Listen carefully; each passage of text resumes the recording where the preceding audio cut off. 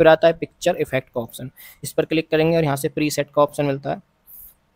आप देख सकते हैं यहाँ पर अलग अलग प्रीसेट हैं, आपको जो भी ठीक लगे वो आप यूज कर सकते हैं।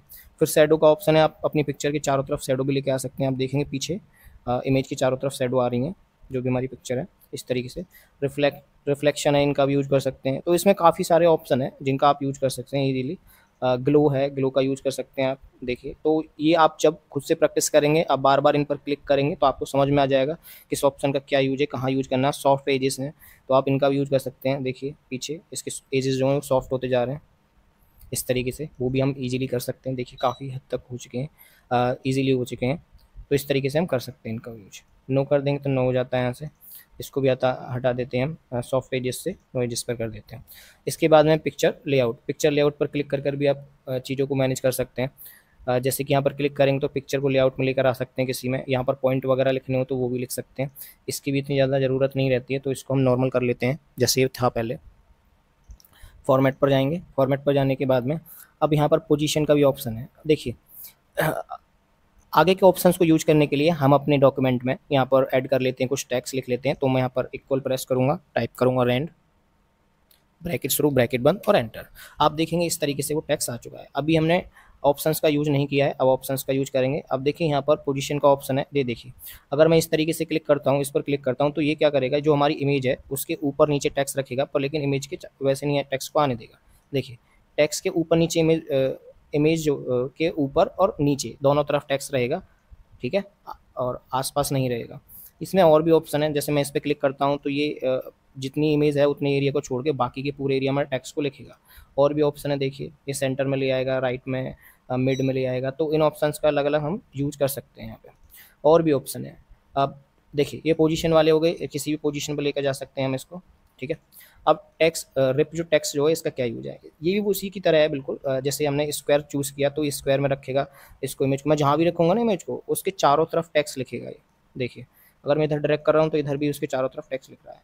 तो इस तरीके से यूज करते हैं। और टाइट करेंगे तो भी इस तरीके से ही रहेगा थोड़ा, ठीक है। देखिए वो भी इसी तरीके से यूज होता है। और भी ऑप्शन है इसमें,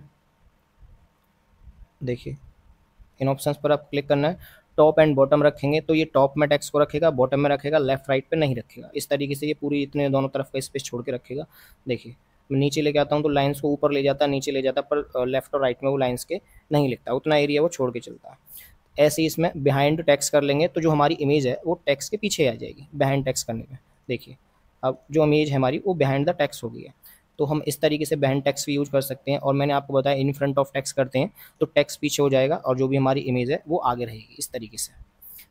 ये रही in front of text. Edit wrap points, इस पर क्लिक करेंगे तो इन पॉइंट्स को भी हम एडिट कर सकते हैं। देखिए इमेज के कि इतना एरिया इसको छोड़ना है दोनों तरफ से। देखो देखो ये हो गया।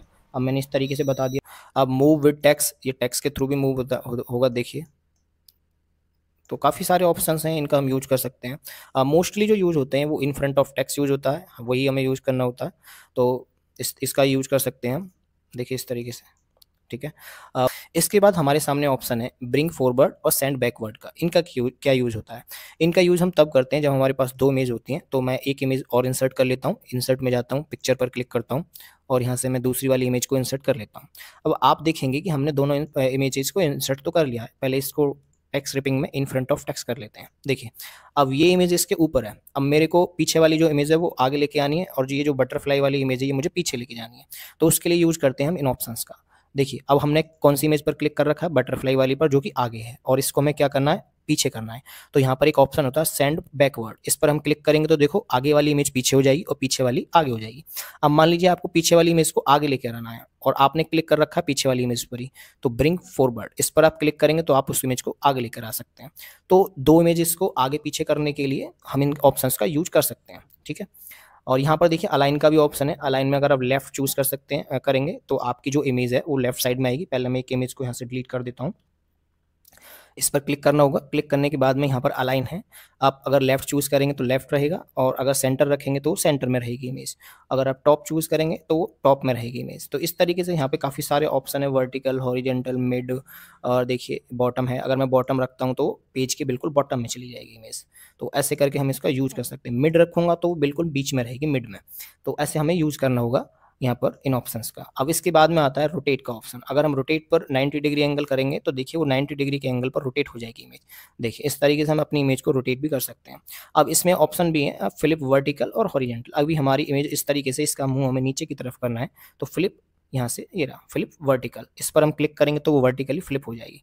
ऐसी हॉरिजेंटली भी फ्लिप कर सकते हैं। अभी आप देखेंगे इसका जो पैर मुड़ा हुआ है वो हमारा इस तरफ मुड़ा हुआ है। अगर मैं यहाँ से हॉरिजेंटल कर दूंगा तो देखिए वो दूसरी तरफ घूम जाएगा। तो ऐसे करके हम अपनी इमेजेस को रोटेट भी कर सकते हैं और फ्लिप भी कर सकते हैं। इस तरीके से हमें यूज करना होता है। तो इसमें हमने मोस्टली सारे ऑप्शन सीख लिए हैं जो भी पिक्चर से रिलेटेड इंपॉर्टेंट ऑप्शन होते हैं। आपको बस इनकी प्रैक्टिस की ज़रूरत होती है। आप इसमें काफ़ी सारे ऑप्शंस होते हैं तो आपको बस एक एक बार सभी ऑप्शंस को चेक करना है कि किस ऑप्शंस का क्या यूज होता है। आपको इजीली पता चल जाएगा पिक्चर के बारे में कि पिक्चर का यूज हम किस तरीके से कर सकते हैं। तो आज की वीडियो में हमने जाना कि हम पिक्चर को किस तरीके से MS वर्ड में इंसर्ट कर सकते हैं और उसका किस तरीके से यूज कर सकते हैं। Thank you.